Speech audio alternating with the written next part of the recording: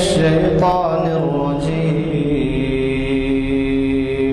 بسم الله الرحمن الرحيم. يا أيها الذين آمنوا استعينوا بالصبر والصلاة إن الله مع الصابرين. ولا تقولوا لمن يقتل في سبيل الله أموات بل أحياء ولكن لا تشعرون. ولنبلونكم بشيء من الخوف والجوع ونقص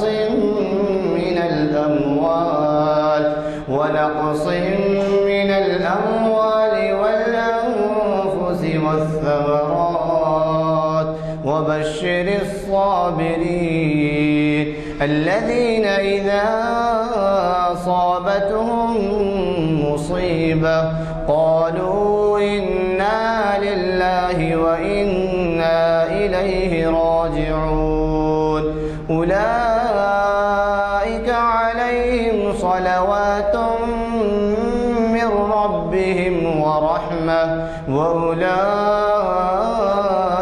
هم المهتدون. صدق الله العظيم. حضرات، مخرج صاحب آ چکے ہیں. مختصراً بیان کروں گا تعارفی کلمات. آج تاریخ اسلام کا 847واں لیکچر جامع مسجد عالیہ گن فاؤنڈری کے کانفرنس ہال میں بتاریخ 17 نومبر 2018 مطابق 8 ربیع الاول 1440 ہجری بروز ہفتہ بعد نماز عصر عالیہ مسجد کے کانفرنس ہال میں منعقد ہو رہا ہے. اور اس میں ایک اہم عنوان سے آپ کو مخاطب کرنے والے ہیں آج کے مقرر، جو آپ کے جانے پہچانے ہیں اور یہاں پر ہمارے ہاں وہ کئی مرتبہ واعظ بیان بھی کر چکے ہیں جمعہ میں. وہ مقرر ہیں آج کے حافظ محمد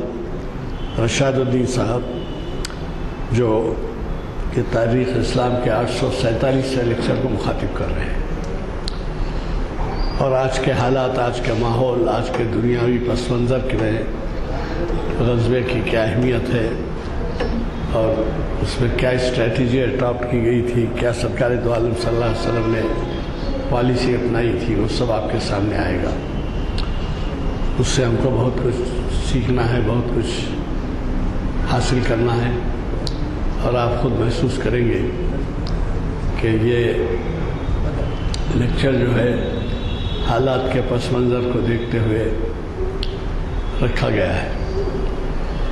آپ کو میں نے پہلے بھی آپ سے ذکر کیا تھا میں کہ ہمارے جو مقررین ہیں وہ مقررین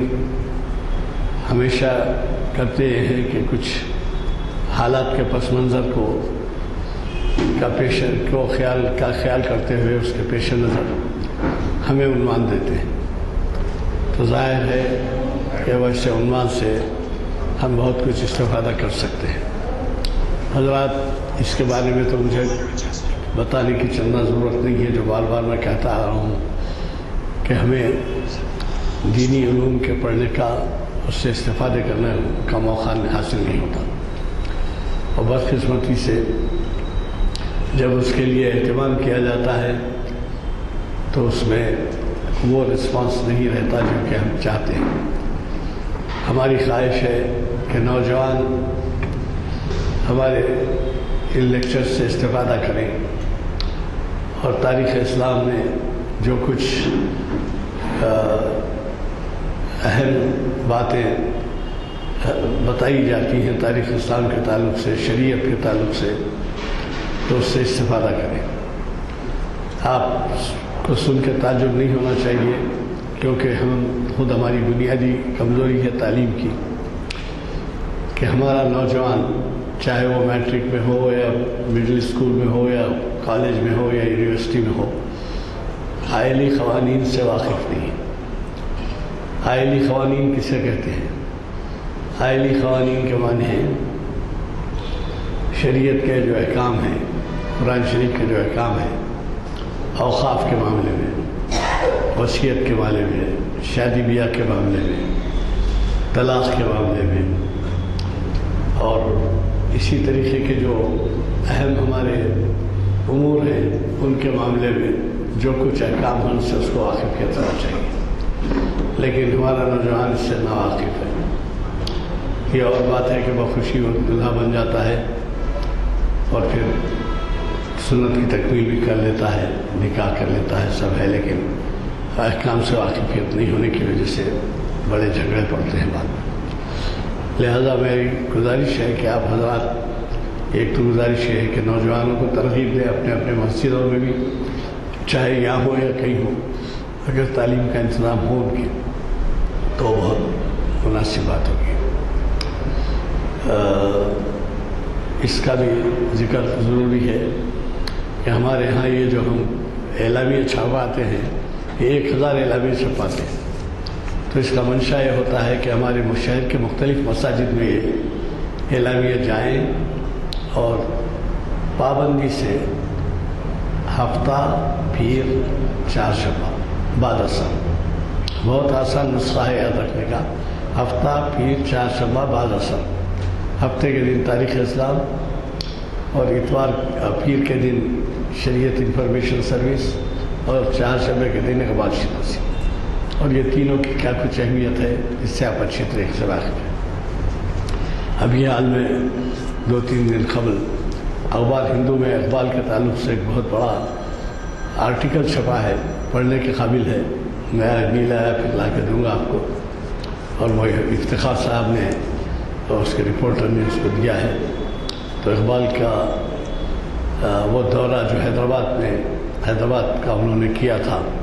شاید 1930 میں پہلے، پھر اس کے بعد 35، 38، 65، تو 2-3 مرتبہ جو کیے اس کے نچوڑ اس میں لکھا ہوا ہے۔ تو ایسے موقع پہ جب کہ اور پھر اس میں وہ بھی حوالہ دیا گیا ہے کہ ہمارا جو قومی ترانہ ایک لحاظ سے ہے کہ ساری جہاں سے اچھا ہندوستان ہمارا، وہ بھی اقبال کے کلام میں ہے۔ تو میں گزارش کروں گا کہ نہ صرف یہ کہ آپ ہمارے ان پرچوں کو لیتے جائیں، بلکہ کوشش اس بات کی کریں کہ اپنے اپنے حلقے میں نوجوانوں کو ترغیب دیں۔ میں نے آگے کہاں ہے، میں انتظار میں ہوں آپ کے، اس بات کی کیجیے کہ زیادہ سے زیادہ نوجوانوں کو شریک کرائیں۔ میں نے ایک تجویز رکھی ہے جو شاید انشاءاللہ قابل عمل ہے اور جلد شروع ہو جائے گی۔ ہر محلے میں کسی ایک صاحب کے کمرے میں وہ اپنا کمرہ ایسا دیں جس میں ریڈنگ روم رہے، اور وہ ریڈنگ روم میں ہم جو ہے پرچے فراہم کریں گے، تو اخبارات بھی آئیں گے، میگزینس بھی آئیں گے، تو وہ بچے جو ہے نوجوان کچھ گھنٹہ 1.5 گھنٹے کے لیے وہ ریڈنگ روم میں آئیں اور اخبارات بھی پڑھ سکیں۔ بہرحال کوشش کیجیے کہ ہمارے ساتھ آپ کا تعاون جاری رہے۔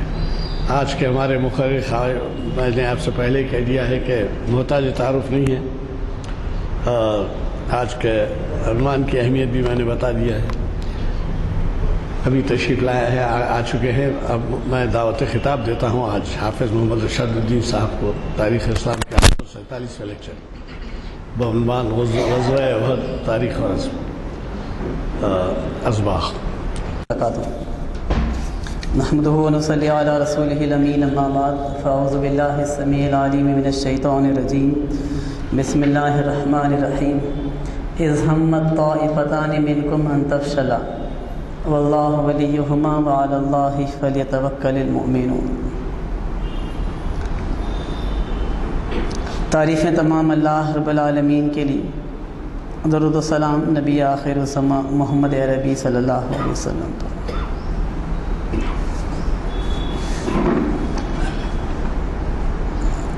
سامعین محترم، اسلامی تاریخ کا ایک ایسا باب جو جانبازی کے نمونے، جان نثاری کی مثالیں، عزم اور حوصلہ، اور پھر اس کے ساتھ ساتھ ایک نازک غلطی، اس کے نتیجے میں ملنے والی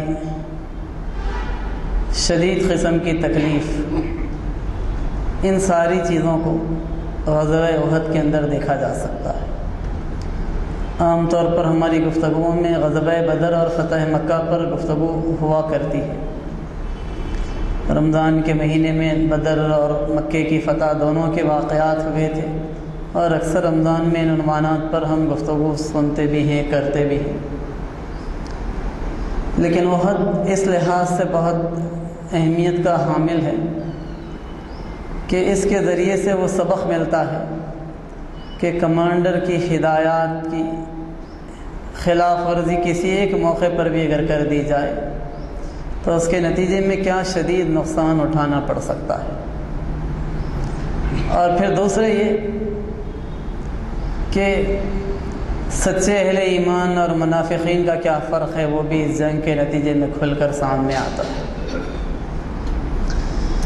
2 ہجری میں نبی اکرم صلی اللہ علیہ وسلم سے جب پہلی جنگ اہل مکہ کی ہوئی تھی تو اس جنگ میں ایک زبردست قسم کی کامیابی اللہ رب العالمین نے اہل مدینہ کو عطا کی تھی، اور اس وقت 14 مدینے کے افراد شہید ہوئے تھے، جبکہ 70 اہل مکہ مارے گئے تھے، 70 گرفتار ہوئے تھے۔ اس موقع پر نبی اکرم صلی اللہ علیہ وسلم نے بڑی رحم دلی کا معاملہ کیا، کہا کہ جو بھی فدیہ لے کر رہائی حاصل کرنا چاہے اسے ہم فدیہ دے دیں گے، اسے فدیہ لے کر رہا کر دیں گے، اور اگر کوئی فدیہ دینے کے موقف میں نہیں ہوں، ہمارے بچوں کو پڑھانے کے موقف میں ہوں، تو ہمارے 10 بچوں کو وہ ایجوکیٹ کر دے، اس ذریعے سے بھی ہم اس کو چھوڑ دیں گے۔ اللہ کے رسول نے اس فیصلہ کرنے سے پہلے حضرت ابوبکر، حضرت عمر دونوں سے رائے لی تھی۔ حضرت عمر نے مشورہ دیا تھا کہ یہ 70 سارے کے سارے جنگی قیدیوں کو قتل کر دیا جائے، بلکہ انہوں نے یہاں تک کہا تھا کہ ان میں سے جو ہمارا قریبی رشتہ دار ہے اس کے رشتہ دار اسے اپنے ہاتھوں سے قتل کرے، تاکہ مستقبل میں کوئی فتنہ رونما نہیں ہو۔ لیکن حضرت ابوبکر نے اس کے برعکس دوسرا مشورہ دیا، انہوں نے کہا کہ فدیہ لے کر چھوڑ دیں، اور اللہ کے رسول کو یہ مشورہ پسند آیا اور اس پر آپ نے عمل کیا۔ لیکن اللہ رب العالمین کو یہ بات پسند نہیں آئی، اس لیے کہ اللہ رب العالمین بھی دراصل اس موقع پر حضرت عمر کی رائے کے ساتھ، لیکن نبی اکرم صلی اللہ علیہ وسلم نے بہرحال حضرت ابوبکر کا مشورہ قبول کیا اور لوگوں کو رہا کر دیا۔ تو بجائے اس کے کہ نبی کے رہا کر دینے، آزاد کر دینے کے احسان کو مانتے، یہ لوگ مکہ جا کر وہاں پر سازشوں کے اندر شریک ہو گئے۔ اس موقع پر ابو جہل کا بیٹا اکرمہ، امیہ ابن خلف کا بیٹا صفوان ابن امیہ اور عبداللہ ابن ربیعہ، ان تینوں نے قریش کو بھڑکانا شروع کیا کہ انتقام کی تیاری کرو۔ انہوں نے لوگوں میں جگہ جگہ اعلانات کیے، میٹنگز کی، لوگوں کو کسی نہ کسی طریقے سے اکسایا کہ اے قریش کے لوگوں، دیکھو محمد نے تمہیں سخت دھچکا لگایا ہے، لہذا ان سے جنگ کے لیے مال سے مدد کرو۔ تو یہ پہلی اپیل ان کی طرف سے جب آئی مکے کے اندر، تو نتیجہ یہ ہوا کہ 50,000 دینار کا جو مال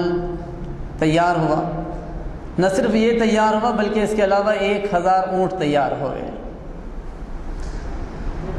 ان الذین کفروا ينفقون اموالهم ليصدوا عن سبیل اللہ، قرآن کہتا ہے جو لوگ انکار کی روش کو اختیار کرتے ہیں وہ راہ خدا سے روکنے کے لیے اپنے مالوں کو خرچ کرتے ہیں،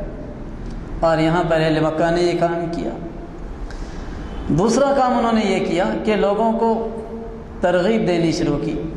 ایک طرف تو مال کے ذریعے سے اکسانے کا کام کیا تھا، دوسری طرف ترغیب دی اپنے اشعار کے ذریعے سے، شاعری کی، اشعار سنائیں۔ خاص طور پر صفوان ابن امیہ ایک اچھا شاعر تھا، اس نے اپنے اشعار کے ذریعے سے قبائل عرب کو جوش دلانا شروع کیا کہ تم کسی نہ کسی طریقے سے انتقام کے لیے تیار ہو جاؤ۔ ابھی یہ 2 چیزیں تو تھیں ہی، درمیان میں دو ایسے فیکٹرز اور بھی تیار ہو گئے جس نے جنگ کی آگ کو اور بھڑکا دیا۔ ایک طرف غزوہ سویق کا ایک واقعہ ہوا، ابو سفیان نکلے تھے اس موقع پر، کہیں موقع ملے تو کچھ حملہ کریں، لیکن اتفاق سے اس حملے میں ان کا نقصان ہو گیا۔ پھر اس کے بعد ایک سریہ زید بن حارثہ ہوا، اس میں پھر اہل مکہ کو نقصان ہوا۔ یہ دونوں واقعات ایسے ہوئے کہ اس کے نتیجے میں کیفیت ایسی ہوئی جیسے کہ آنکھ پر تیل ڈال دیا گیا، جنگ کے شعلے بھڑکنے لگے، اور اہل مکہ نے ایک زبردست لشکر تیار کیا۔ 3000 کی ایک فوج تھی، 3000 اونٹ انہوں نے اس وقت تک جمع کر لیے، 200 گھوڑے انہوں نے تیار کر لیے، اور ان 200 گھوڑوں کو انہوں نے ریزرو فورس کے طور پر الگ سے رکھا کہ وہ تازہ دم رہیں، اور کوئی ناگہانی صورتحال پیش آ جائے تو اچانک مدد کے لیے گھوڑے میدان میں آ جائیں۔ پھر 700 زرہیں اس وقت انہوں نے ساتھ رکھی، لوہے کے جو لباس ہوا کرتے تھے، اور اس کے ساتھ ساتھ ان کے 15 عورتیں بھی ان کے ساتھ مکے سے نکلیں، تاکہ یہ بھی اشعار پڑھ کر اپنے ساتھ چلنے والوں کو جنگ کے لیے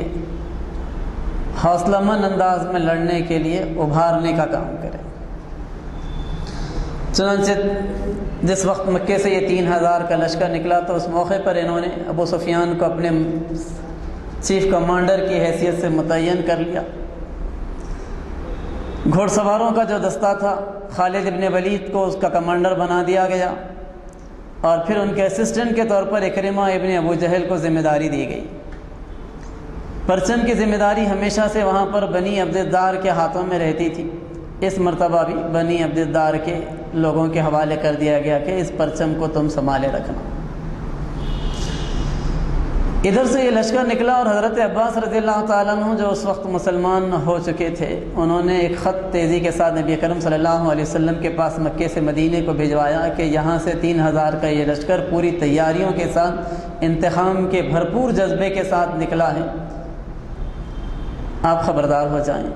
اللہ کے رسول صلی اللہ علیہ وسلم مسجد نبوی میں بیٹھے ہوئے تھے، اس موقع پر قاصد آیا اور اس نے خط دیا۔ اللہ کے رسول نے خط کا جیسے ہی مطالعہ کیا، اس کا لب لباب آپ کو جب بتلایا گیا، پڑھ کر سنایا گیا، تو اس موقع پر آپ نے ابی ابن کعب کے سامنے پوری بات تفصیل سے رکھی، اور پھر انصار و مہاجرین سے آپ نے مشورہ کیا کہ کیا کرنا چاہیے۔ تو فوراً ایمرجنسی ڈکلیئر کر دی گئی، مدینے میں اعلان کر دیا گیا کہ اب مسلمان جو بھی نماز ادا کریں گے وہ ہتھیار باندھ کر نماز ادا کریں گے، غفلت میں کوئی نماز نہیں پڑھیں گے۔ ساتھ ہی اس بات کا بھی اعلان ہو گیا کہ نبی اکرم صلی اللہ علیہ وسلم کی حفاظت کے لیے ایک خصوصی دستہ متعین رہے گا۔ چنانچہ سعد ابن معاذ، سعد ابن عبادہ اور حضرت اسید رضی اللہ تعالیٰ عنہ نبی اکرم صلی اللہ علیہ وسلم کی حفاظت میں رات گزارنے لگے کہ اچانک رات کو حملہ ہو جائے تو اس موقع پر بھی نبی کی حفاظت کی جا سکے۔ پھر کچھ دستے متعین کر دی گئے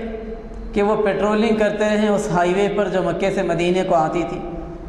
خاص طور پر رات کے وقت میں ان کی پیٹرولنگ ان کی بڑھا دی جائے، تاکہ اس پیٹرولنگ کے درمیان میں اگر کوئی ایسی ویسی خبر مل جائے تو مسلمان چوکنا رہیں، بے خبری میں کوئی حملہ نہ ہو جائے۔ مکی لشکر تیزی کے ساتھ سفر کرتا ہوا پہنچا، اس مقام پر پہنچا جو ابوا کہلاتا ہے، جہاں نبی کرم صلی اللہ علیہ وسلم کی والدہ حضرت آمینہ کی خبر ہے۔ وہاں پہنچنے پر ہندا نے، جو ابو سفیان کی بیوی تھی اور انتقام کے لیے بہت زیادہ بے چین تھی، اس نے کہا کہ میرا مشورہ یہ ہے کہ محمد صلی اللہ علیہ وسلم کی ماں کی جو خبر ہے اس کو ادھیڑ دیا جائے اور ان کی لاش کو وہاں سے نکال دیا جائے۔ لیکن اس وقت مکی لشکر کے جو قائدین تھے انہوں نے اس تجویز کو ریجیکٹ کر دیا، یہ کہتے ہوئے کہ اس کے بہت خوفناک نتائج نکل سکتے ہیں، مستقبل میں جواب میں کئی خبریں اسی طریقے سے ادھیڑی جا سکتی،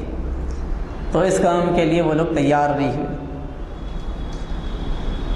بالآخر 3 ہجری میں عید کے فوراً بعد 6 شوال کو یہ لشکر پہنچا، احد کے قریب عینین ایک مقام ہے، وہاں پر جا کر 3000 کے اس مکی لشکر نے پڑاؤ ڈال دیا۔ ادھر نبی اکرم صلی اللہ علیہ وسلم کو بھی اطلاعات مل رہی تھیں. آپ کا جو انٹیلیجنس کا سسٹم تھا وہ بڑا مضبوط تھا. آپ کے لوگ جاتے رہتے تھے مختلف علاقوں میں اور وہاں سے انفارمیشن لایا کرتے تھے. اللہ کے رسول کو اطلاع مل گئی کہ اہل مکہ کا لشکر آ کر احد کے قریب میں عین مقام پر پڑاؤ ڈالے. نبی اکرم صلی اللہ علیہ وسلم نے فوراً مجلس شورا کا اجلاس بلایا اور اس موقع پر آپ نے لوگوں سے مشورہ کیا. مشورہ کرتے ہوئے اللہ کے رسول نے اپنا ایک خواب بھی سنایا. آپ نے کہا کہ لوگوں میں نے ایک خواب دیکھا ہے، اور اللہ کے رسول صلی اللہ علیہ وسلم نے اس کی تفصیل یہ بیان کی کہ میں نے دیکھا کہ کچھ گائیں ذبح کی جا رہی ہیں اور میری تلوار کے کنارے پر تھوڑی سی شکستگی آ گئی ہے، اور پھر اس کے بعد میں نے ایک حلقے کے اندر اپنا ہاتھ ڈال دیا ہے. محفوظ قسم کی زرہ کا حلقہ ہے، اس کے اندر میں نے اپنا ہاتھ ڈالا ہے. 3 چیزیں اللہ کے رسول نے بتلائیں اپنے خواب میں، اور پھر اللہ کے رسول نے اس موقع پر اس خواب کی تشریح بھی کر دی. آپ نے بتایا کہ گایوں کے ذبح کیے جانے کا مطلب یہ ہے کہ میرے صحابہ شہید کیے جا رہے ہیں. تلوار کے کنارے پر شکستگی کا مطلب میرے خاندان کا ایک اہم فرد شہید ہوگا. اور پھر ایک مضبوط زرہ میں نے ہاتھ ڈال دیا ہے، تو اس کا مطلب یہ ہے کہ مدینے میں رہ کر ڈیفینسو جنگ لڑنے کا مجھے مشورہ خواب کے ذریعے سے ملا ہے. اللہ کے رسول صلی اللہ علیہ وسلم کو حکم دیا گیا تھا کہ وَشَاوِرْهُمْ فِي الْأَمْرِ، معاملات میں لوگوں سے مشورہ کیجیے. اور یہ اہل ایمان کی صفت بتلائی گئی ہے کہ وَأَمْرُهُمْ شُورَىٰ بَيْنَهُمْ، وہ اپنے معاملات کو مشورے سے طے کرتے ہیں. تو اللہ کے رسول نے اگرچہ کہ اپنا خواب سنا دیا، لیکن اس کے باوجود لوگوں سے کہا کہ لوگوں میں مشورہ چاہتا. تو اس موقع پر اور بھی وہاں پر صحابہ جمع ہو گئے تھے. کچھ نوجوان صحابہ ایسے بھی تھے جنہیں بدر کی جنگ میں حصہ لینے کا موقع نہیں ملا تھا. وہ آگے بڑھے اور انہوں نے کہا کہ اللہ کے رسول، ہم تو چاہتے ہیں کہ مدینے کے باہر نکل کر ہی جنگ لڑی جائے. حضرت حمزہ رضی اللہ تعالیٰ عنہ نے تو یہاں تک کہہ دیا کہ میں اس وقت تک کچھ نہیں کھاؤں گا جب تک کہ میں باہر نکل کر اہل مکہ سے 2 ہاتھ نہ کر لوں. اللہ کے رسول نے دیکھا کہ اوپینین اس طرف جا رہی ہے کہ باہر نکل کر ہی جنگ لڑی جائے، تو باوجود یہ کہ اللہ کے رسول کا اپنا خیال یہ تھا کہ مدینے میں رہ کر ڈیفینسو جنگ لڑنا چاہیے، خواب بھی اسی کی طرف رہنمائی کر رہا تھا، لیکن اللہ کے رسول نے جو مشورے ملے اس موقع پر ان مشوروں کے مطابق فیصلہ کیا اور کہا کہ ٹھیک ہے، باہر نکل کر جنگ لڑیں گے. اللہ کے رسول اپنے حجرے کو گئے اور وہاں جا کر جنگی لباس پہن کر آپ باہر نکلے. اس درمیان میں چند تجربے کار مسلمان صحابہ نے ان نوجوانوں کو سمجھایا کہ تم لوگوں نے نبی کو کیوں مجبور کیا اس طریقے سے. تو وہ نوجوانوں کے ذہن میں بھی بات آئی، اور اللہ کے رسول جب ہتھیار باندھ کر آئے تو انہوں نے کہا کہ اللہ کے رسول، آپ جیسا مناسب سمجھے ویسے ہی فیصلہ کریں. اللہ کے رسول نے کہا کہ نبی جب ہتھیار باندھ لیتا ہے تو پھر اتارا نہیں کرتا. یوں ہی قرآن نے بات بتلائی کہ فَإِذَا عَزَمْتَ فَتَوَكَّلْ عَلَى اللَّهِ، فیصلہ کرنے سے پہلے تو تم مشورہ کرو، لوگوں سے رائے لو، جو کچھ خیالات لوگوں کے ہیں اس کو سننا چاہیے، لیکن جب فیصلہ کر لو، کسی نتیجے پر پہنچ جاؤ، عزم کر لو، تو پھر اللہ کی ذات پر بھروسہ کر کے آگے بڑھ جاؤ. تذبذب کی کیفیت اللہ کو پسند نہیں ہے، اور اہل ایمان کو یہ تعلیم دی گئی ہے کہ وہ بھروسہ اللہ کی ذات ہی پر کریں. ہتھیار فراہم کریں، جو بھی اسٹریٹجی بنانی ہو وہ بنائیں، جتنی تدابیر اس موقع پر اختیار کی جا سکتی ہوں وہ کریں، لیکن ان ساری چیزوں کے بعد ان کا بھروسہ ہتھیاروں پر نہیں، ہیومن ریسورس پر نہیں، ان کا بھروسہ اللہ کی ذات پر ہونا چاہیے. اس لیے کہ فتح و نصرت ملتی ہے تو اللہ کی طرف سے ملتی ہے، اور اگر اللہ کی طرف سے نصرت نہیں ملے تو پھر بڑی بڑی فوجیں اور ویپنز کے ذخیرے بھی کام نہیں آ سکے. نبی اکرم صلی اللہ علیہ وسلم کی جو تجویز تھی ڈیفینسو جنگ لڑنے کی، اس وقت منافقوں کا جو سردار تھا عبداللہ ابن ابی، اس نے بھی اسی تجویز کی تائید کی تھی، لیکن اس کی تائید کی وجہ یہ تھی کہ وہ بڑا بزدل تھا. ظاہری طور پر تو وہ مسلمان تھا، لیکن اندرونی طور پر وہ اسلام کا سخت مخالف تھا. تو اس نے تائید اس وجہ سے کی تھی کہ یہاں پر رہنے میں خطرہ کم ہوگا، صرف اس مقصد کے لیے اس نے اس بات کی تائید کی تھی۔ لیکن اللہ رب العالمین یہ چاہتا تھا کہ اس جنگ کے ذریعے سے جہاں مسلمانوں کی تربیت کا سامان ہو وہیں پر آستین کے سانپوں کو بھی باہر لا دیا جائے، معلوم ہو جائے کہ کس کے دل میں نفاق ہے۔ وَلِيَعْلَمَ الَّذِينَ نَافَقُوا، کون ہے جو اپنے دل میں نفاق رکھتا ہے وہ بھی جان لیے جائیں۔ اللہ یہ جاننا چاہتا تھا۔ قرآن حکیم نے اس جنگ کے بعد بڑا تفصیلی تبصرہ کیا ہے، قرآن میں بڑی تفصیل کے ساتھ اس جنگ کے واقعات کے اوپر تبصرہ ہے۔ اللہ رب العالمین کی طرف سے کمنٹس کیے گئے ہیں اس کے اوپر تفصیل سے کہ کیا کیا چیزیں ہوئی تھیں اس موقع پر۔ بالآخر نبی اکرم صلی اللہ علیہ وسلم جب نکلے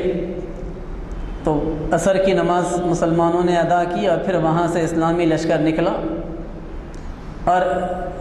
عشاء کی نماز کے بعد اللہ کے رسول نے ایک مقام پر پڑاؤ ڈال دیا اور کہا کہ ہم صبح پھر فجر کے موقع پر نکلیں گے۔ چنانچہ پھر دوسری صبح پر نبی اکرم صلی اللہ علیہ وسلم نکل رہے تھے تو اس موقع پر آپ نے جو اسلامی لشکر کی کیفیت تھی اس کے مطابق لوگوں کو الگ الگ ذمہ داریاں بھی تقسیم کر دی۔ اللہ کے رسول صلی اللہ علیہ وسلم نے خود بھی زیرہ پہنی، اسلامی لشکر کے 3 حصے کیے۔ مہاجرین جو تھے ان کی کمانڈ،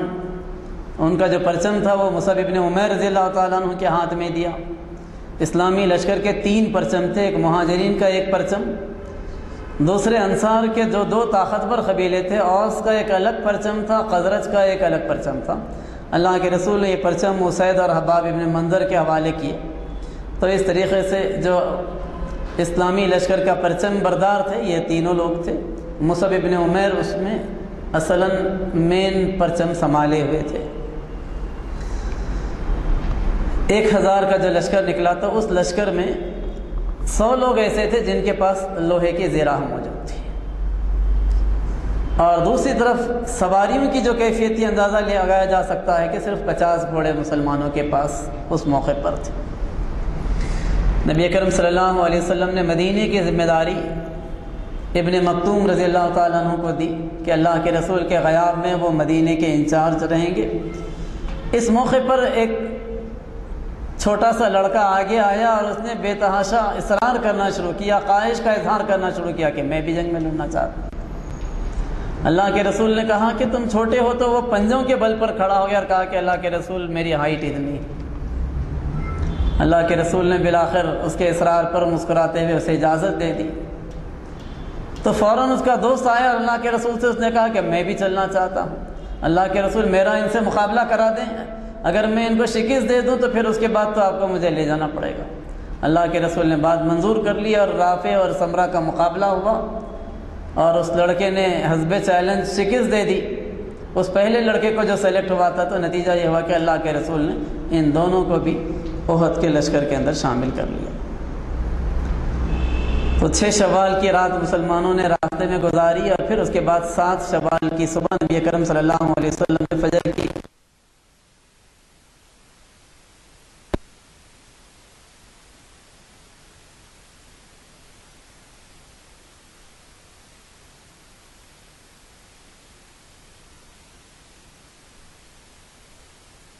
کیجئے کہ 3000 کے بالمقابل 1/3 تعداد لڑنے کے لیے جا رہی ہے۔ 200 گھوڑوں کے مقابلے میں یہاں صرف 50 گھوڑے ہیں،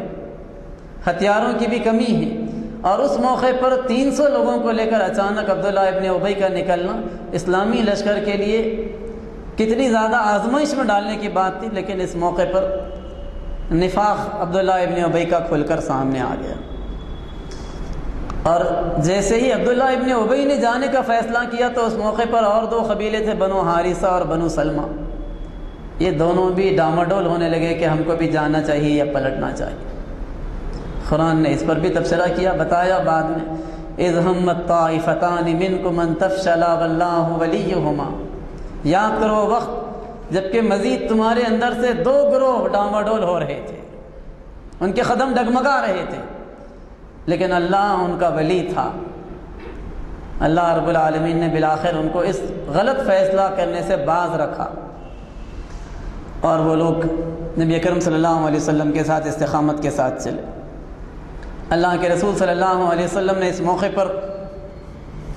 جو منصوبہ دفاع کے لیے تیار کیا تھا، احد کے میدان میں پہنچنے کے بعد آپ نے میدان کا جائزہ لیا تو محسوس کیا کہ جنگی لحاظ سے ایک جگہ بہت نازک ہے،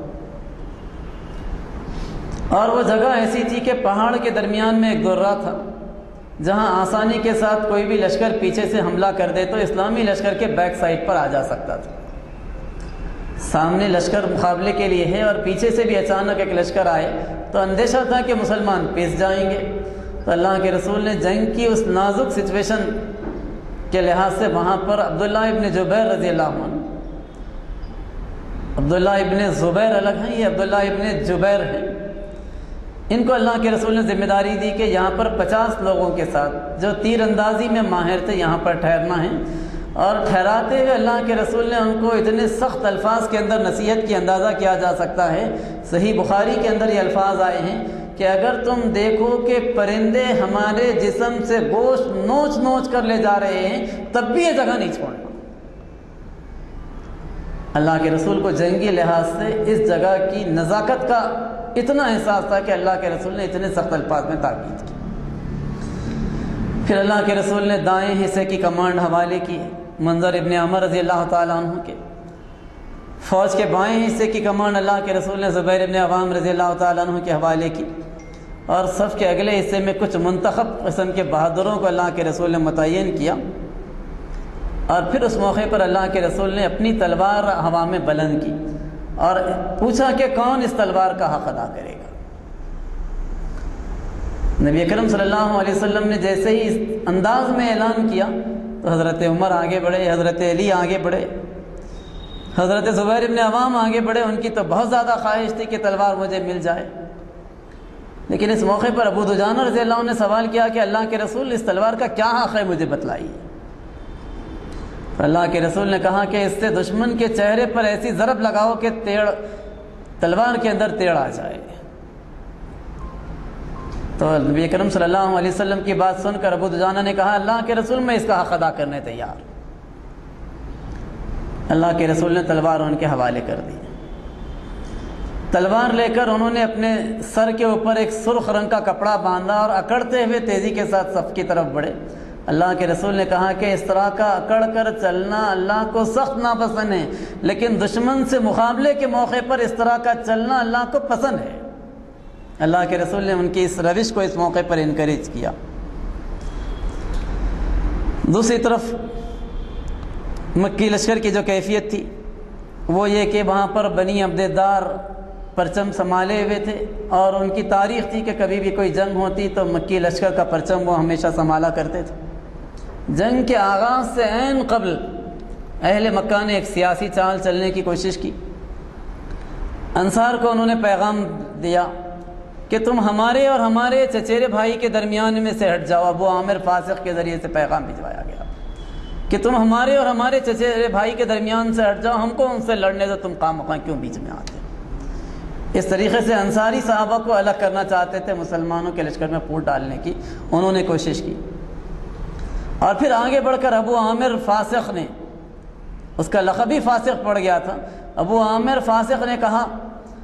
کہ اے قبیلہ اوس کے لوگوں میں ابو عامر ہوں، کیا تم نے مجھے پہچانا نہیں؟ تو اس موقع پر قبیلہ اوس کے لوگ جو اپنے ایمان کے اندر مضبوط تھے انہوں نے کہا کہ اللہ تجھ فاسق کو تیری آنکھ کو ٹھنڈک نہیں نصیب کرے۔ یہ سن کر اس نے کہا کہ اچھا میرے پیچھے تمہارے اندر شر داخل ہو گیا ہے۔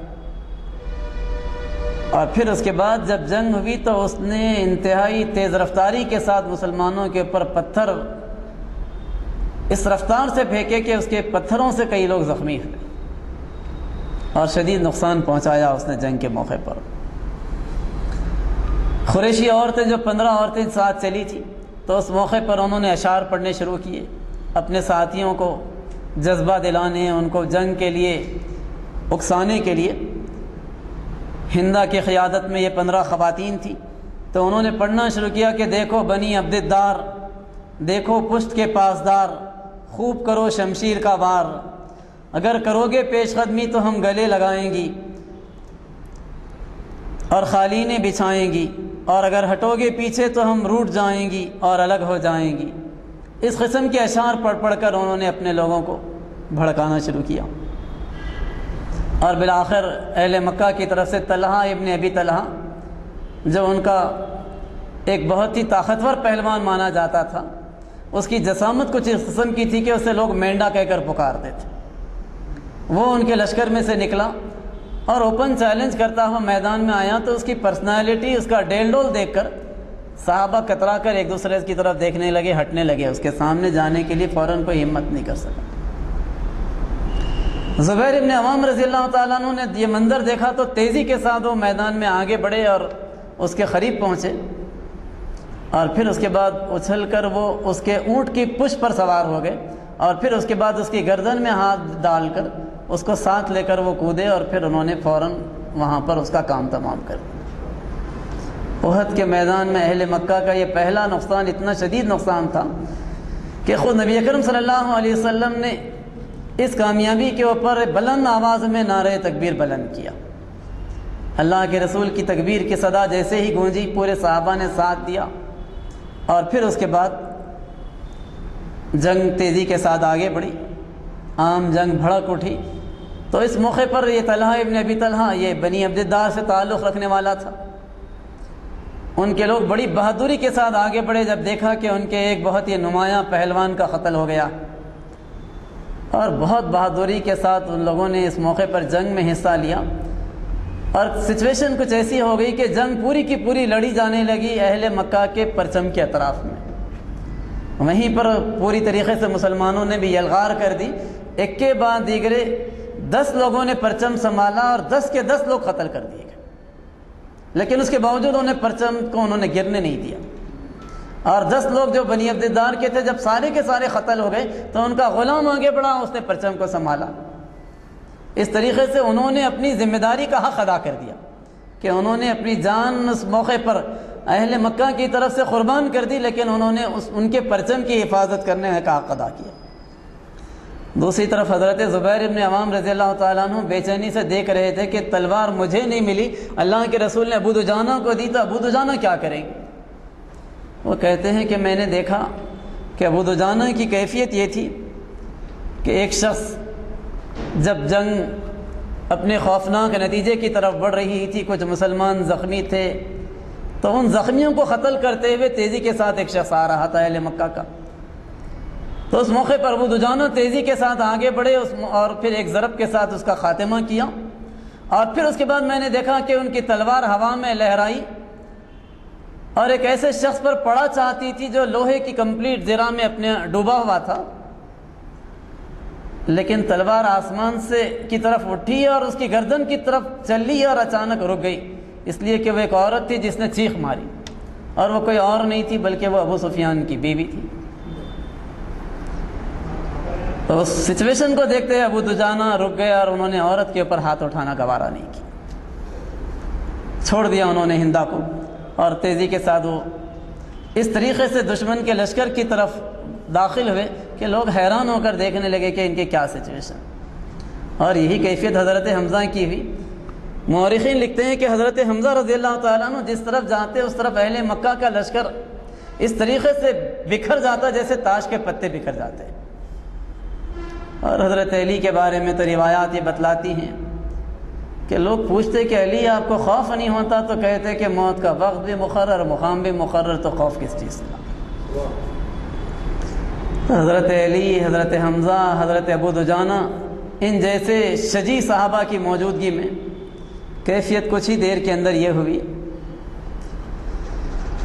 کہ اہل مکہ کے لشکر کو حضرت زبیر ابن عوام کہتے ہیں کہ میں نے اس طرح سے بھاگتے دیکھا کہ ان کی عورتیں اپنے کپڑے اٹھائے ہوئے بھاگ رہی تھیں، اور ان کی پنڈلیاں میں نے دیکھی دور سے۔ لیکن اس موقع پر ایک بہت ہی خوفناک قسم کی غلطی تیر اندازوں نے کر دی،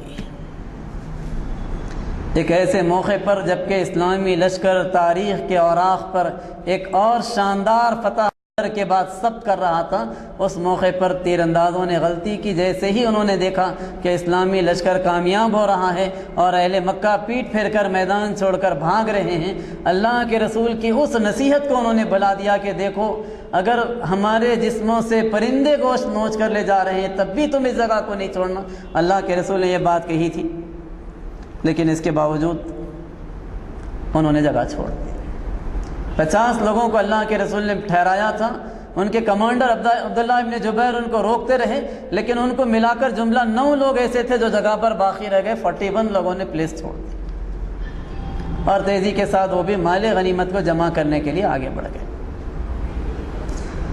جیسے ہی یہ کیفیت ہوئی دشمن میں، اس موقع پر خالد ابن ولید جیسے کمانڈر تھے، اس وقت تک مسلمان نہیں ہوئے تھے، بعد میں مسلمان ہوئے وہ۔ انہوں نے دور سے جیسے ہی محاذ کا یہ منظر دیکھا، لمبا پھیرا مارا اور اس درے کی طرف آگے دے دی کسی، اور پھر اس کے بعد جیسے ہی وہ اس طرف سے آگے بڑھے سچویشن چینج ہونی شروع ہو گئی۔ نبی اکرم صلی اللہ علیہ وسلم کے لیے ایک بہت نازک سچویشن آ گئی۔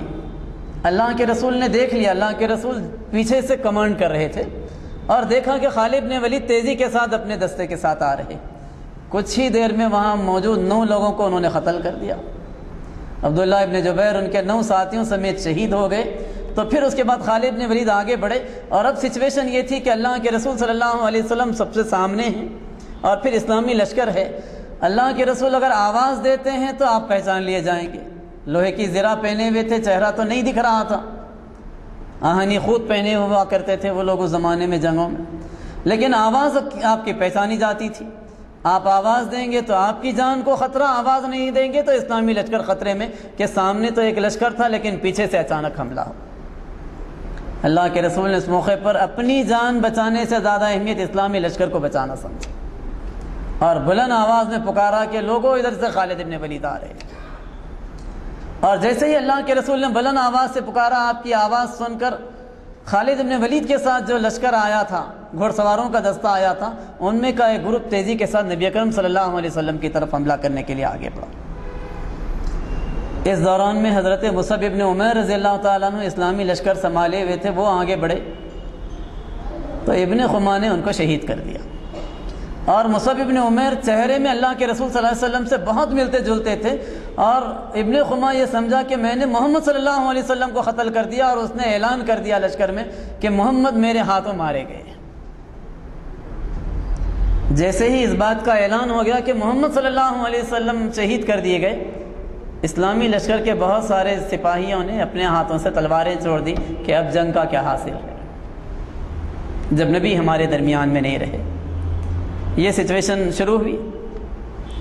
ادھر وحشی اپنا واقعہ بیان کرتے ہیں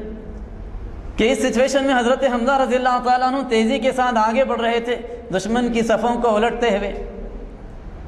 تو میں اصلاً غلام تھا، وحشی اپنے بارے میں بتلاتے ہیں کہ میں غلام تھا جبیر ابن مطعم کا، اور ان کے چچا بدر کی جنگ میں قتل کیے گئے تھے۔ تو چچا کے قتل کا انتقام لینے کے لیے مجھ سے یہ بات بتائی گئی کہ اگر تم حمزہ کو قتل کرو گے تو اس کے بدلے میں تمہیں غلامی سے آزادی دے دی جائے گی۔ چنانچہ میں نے ایک نیزہ تیار کیا، اسے زہر میں بھگو کر رکھا، اور نشانے کے معاملے میں مجھ سے کبھی کمزوری نہیں ہوا کرتی تھی۔ میں نے دیکھا کہ حمزہ تیزی کے ساتھ آ رہے ہیں، ایک میں چٹان کے پیچھے ہو کر کھڑا ہو گیا۔ اس دوران میں نے دیکھا کہ ایک شخص حضرت حمزہ رضی اللہ تعالیٰ عنہ کے سامنے آیا، صبا ابن عبد العزیٰ۔ تو حضرت حمزہ نے تلوار کی ایک ایسی ضرب لگائی کہ ایسا محسوس ہوا کہ اس آدمی کے جسم پر سر ہی موجود نہیں تھا، گویا ایک ہی ضرب میں جسم سے سر الگ ہو گیا۔ اور پھر اسی رفتار میں جنگ لڑتے ہوئے جب حمزہ میرے قریب پہنچے تو میں نے اس موقع پر نشانہ لگایا اور اپنا نیزہ ان کی طرف ایسے اچھالا کہ سیدھا ان کے ناف میں سے ہوتے ہوئے پیٹھ کے دوسری طرف سے نکل گیا، اور وہ نیزہ تھا جو زہر میں بھگو کر رکھا گیا تھا۔ حمزہ لڑکھڑائے، گرے، اور پھر اس کے بعد وہ اٹھ نہیں سکے۔ حضرت حمزہ رضی اللہ تعالیٰ عنہ کی اس طریقے سے شہادت ہو گئی۔ جنگ کے خاتمے کے بعد ان کی لاش کے ٹکڑے کیے گئے، ہاتھ کاٹے گئے، کان کاٹ دیے گئے، ناک کاٹ دی گئی، اور پھر اس کے بعد سینہ ان کا کھولا گیا، جگر نکال کر اسے چبا کر نگلنے کی ہندان نے کوشش کی، وہ نہیں نگلا گیا تو اگل دیا۔ اور پھر اسی درمیان میں حضرت حنظلہ رضی اللہ تعالیٰ عنہ جو ابو عامر فاسق کے بیٹے ابو عامر فاسق اہل مکہ کی طرف سے تھا، اور حضرت حنظلہ اہل ایمان کی طرف سے لڑنے کے لیے آئے تھے۔ نئی شادی ہوئی تھی اور وہ گھر کے باہر نکلے تھے، اچانک اعلان انہوں نے سنا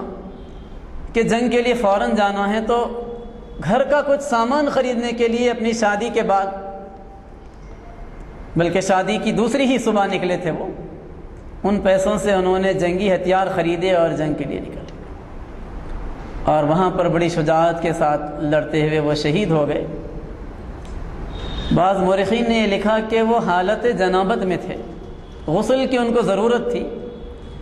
لوگوں نے دیکھا کہ احد کی جنگ کے بعد حضرت حنظلہ کے سر میں پانی ہے۔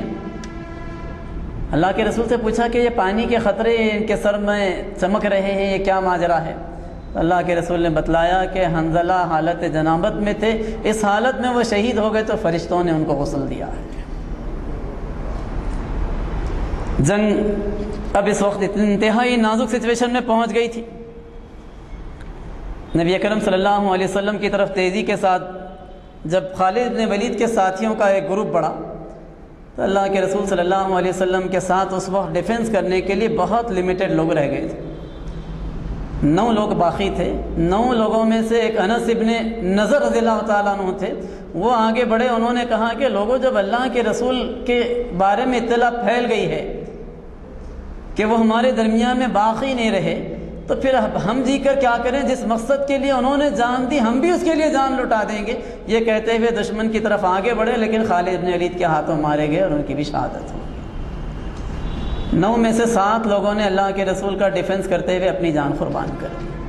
اب آخر میں طلحہ اور زبیر، یہ 2 حضرات ان کے قریب، اللہ کے رسول کے قریب رہ گئے۔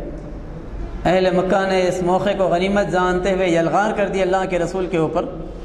اور کیفیت نبی اکرم صلی اللہ علیہ وسلم کی اس موقع پر یہ ہوئی کہ عبداللہ ابن شہاب نے پتھر پھینکا تو اللہ کے رسول اس پتھر کی مار سے زخمی ہو کر گرے، تو ابو عامر فاسق نے گڑھا کھودا تھا اس مقصد کے لیے کہ جنگ کی کیفیت میں مسلمانوں کو یہ گڑھا نقصان پہنچایا، اور اللہ کے رسول اس گڑھے میں گر گئے۔ ظاہری بات ہے گڑھے میں گرنے کے نتیجے میں زخمی ہو گئے۔ عتبہ ابن ابی وقاص نے، جو کہ سعد ابن ابی وقاص کے حقیقی بھائی تھے، اہل مکہ کی طرف سے لڑنے آئے تھے، انہوں نے پتھر نشانہ لگا کر اللہ کے رسول کو مارا، اللہ کے رسول کا ہونٹ زخمی ہو گیا۔ اور پھر اس کے بعد ابن خما آگے بڑھا اور اس کے بعد اس نے کہا کہ میں توڑ دینے والا ہوں، توڑ دینے والا کا بیٹا ہوں، خما توڑنے والے کو کہے، اور یہ کہہ کر اللہ کے رسول پر تلوار کی ضرب لگائی اس نے۔ بہت کاری ضرب تھی، لیکن اللہ کے رسول لوہے کا لباس پہنے ہوئے تھے تو کاندھے پر ضرب لگی، اگرچہ کہ وہ کٹی نہیں، لیکن اللہ کے رسول کے شانے میں 1 مہینے تک اس کے نتیجے میں شدید تکلیف رہی۔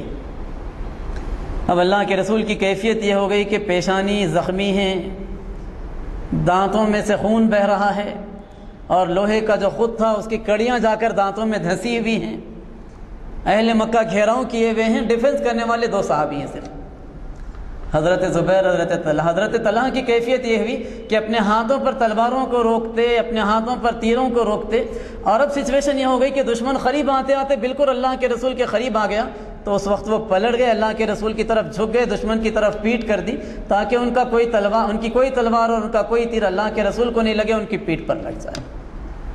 یہاں تک انہوں نے ڈیفنس کا حق ادا کیا۔ ایک موقع پر ایک تلوار ایک دشمن نے ماری، انہوں نے اپنے ہاتھ پر روکی تو ان کی انگلیاں کٹی، اس موقع پر زبان سے سی کی آواز نکلی۔ نبی اکرم صلی اللہ علیہ وسلم نے بعد میں یہ بات بتلائی کہ طلحہ اس وقت ضبط کر لیتے اور ان کی زبان سے یہ آواز نہیں نکلتی، تو نسائی کے اندر یہ الفاظ ملتے ہیں کہ اس موقع پر فرشتے تمہیں اٹھا لیتے اور لوگ دیکھتے۔ حضرت طلحہ کے بارے میں اللہ کے رسول صلی اللہ علیہ وسلم نے یہ بات کہی۔ اور پھر ایک ترمذی کی ایک روایت یہ بات بتلاتی ہے کہ آپ نے کہا کہ اگر کسی شہید کو زمین پر چلتا ہوا دیکھنا چاہتے ہو تو طلحہ کو دیکھ لو۔ حضرت ابوبکر رضی اللہ تعالیٰ عنہ کہتے ہیں کہ جنگ احد اگر کسی کی تھی تو وہ تو طلحہ کی جنگ تھی، جنہوں نے اللہ کے رسول صلی اللہ علیہ وسلم کی رفاقت کا حق ادا کر دیا تھا۔ اس موقع پر سعد بن ابی وقاص کہتے ہیں کہ میں نے دیکھا کہ دو سفید رنگ کے کپڑے پہنے ہوئے لوگ اللہ کے رسول کے ڈیفنس میں لڑ رہے ہیں، میں نے ان لوگوں کو دیکھا نہیں تھا۔ بعد میں پوچھا تو اللہ کے رسول نے بتلایا کہ ایک جبرائیل تھے، دوسرے میکائیل تھے، جو اللہ کی طرف سے مدد کے لیے آئے ہوئے تھے۔ کچھ ہی دیر کے اندر یہ کیفیت ہوئی، اور پھر اس کے بعد تیزی کے ساتھ حضرت ابوبکر صدیق دوڑتے ہوئے آئے، ان کے پیچھے ابو عبیدہ ابن جراح کے بارے میں مورخین لکھتے ہیں کہ ایسے آئے تیزی کے ساتھ جیسے چڑیاں اڑتی ہوئی آتی، اور پھر اللہ کے رسول کے پاس ایک گروپ جمع ہو گیا اور اس نے اللہ کے رسول کے اطراف میں گھیرا ڈالا، اور اللہ کے رسول کو اس موقع پر انہوں نے محفوظ کر دیا۔ ان میں حضرت علی بھی تھے، آنے والوں میں حضرت عمر بھی تھے، حضرت حاتب بھی تھے، جملہ 9 افراد پہنچ گئے، اللہ کے رسول کو انہوں نے محفوظ کر دیا۔ لیکن اللہ کے رسول جو گڑھے میں گرے تھے تو اس کے نتیجے میں گھٹنے میں موچ آ گئی، اور پھر اس موقع پر حضرت ابو عبیدہ ابن جراح نے آپ کے دانتوں میں سے جو کڑیاں دھسی تھی نکالنے کے لیے کوشش کی۔ پہلے حضرت ابوبکر نے کوشش کی، ان کو مشکل ہو رہی تو ان کو ہٹایا حضرت ابو عبیدہ نے، اور اپنے منہ میں لے کر کڑی کو کھینچی تو ان کا دانت ٹوٹ کر نکل گیا، خون بہنے لگا، لیکن ایک کڑی نکل گئی۔ تو حضرت ابوبکر نے کہا کہ ابو عبیدہ تم ہٹو، مجھے دوسری کڑی نکالنے دو، لیکن اس موقع پر انہوں نے کہا کہ ابوبکر تمہیں خدا کی قسم یہ سعادت میرے ہی حصے میں آنے دو، اور یہ کہہ کر وہ پھر آگے بڑھے، اور پھر اس کے بعد انہوں نے دوسری کڑی نکالی، دوسرا دانت ان کا شہید ہو گیا۔ لیکن اللہ کے رسول جس تکلیف میں تھے اس تکلیف سے انہوں نے اللہ کے رسول کو اس موقع پر نکالا۔ مشرکین نے اس موقع پر آخری حملہ کیا، اللہ کے رسول صلی اللہ علیہ وسلم کو صحابہ نے پہاڑ کے اوپر پہنچایا، اور وہاں پر یہ چند صحابہ آپ کے اطراف میں تھے، تو آخری موقع پر انہوں نے کوشش کی ابو سفیان کی قیادت میں، لیکن حضرت عمر نے اس موقع پر دفاع کرتے ہوئے ان لوگوں کو پہاڑ سے نیچے اترنے پر مجبور کر دیا۔ اور پھر اس کے بعد نیچے سے جب کہ اب جنگ ختم ہو گئی، ابو سفیان آئے اور انہوں نے پکارا اور پکار کر کہا کہ لوگوں کیا تمہارے درمیان میں محمد ہیں؟ اللہ کے رسول صلی اللہ علیہ وسلم نے اس موقع پر کہا کہ تم لوگ خاموش رہو۔ ابو سفیان نے پھر پکارا لوگوں تمہارے درمیان میں ابوبکر ہیں، کوئی جواب نہیں ملا، تو پھر پکارا کہ لوگوں کیا تمہارے درمیان میں عمر ہیں، کوئی جواب نہیں ملا، تو اس نے خوشی کے مارے نعرہ بلند کرتے ہوئے کہا کہ تینوں مارے گئے۔ اب حضرت عمر سے نہیں رہا گیا، انہوں نے تکبیر کی آواز بلند کی جواب میں، اور کہا کہ اے دشمن خدا ہم تینوں بھی زندہ۔ اور پھر تاریخ کی یہ جنگ کا یہاں پر اختتام ہوا، لیکن اس کے جو اسباق ہیں ان میں سے وقت نہیں ہے کہ میں تفصیل کے ساتھ اس پر گفتگو کروں، ایک دو باتیں کہتے ہوئے اپنی گفتگو کو ختم کروں۔ تاریخ کے تبصرہ کرنے والوں میں سے ہر ایک اس بات کے اوپر ایک کوسچن مارک رکھتا ہے کہ کیا وجہ ہے کہ اہل مکہ کو کامیابی ملی تھی، مسلمان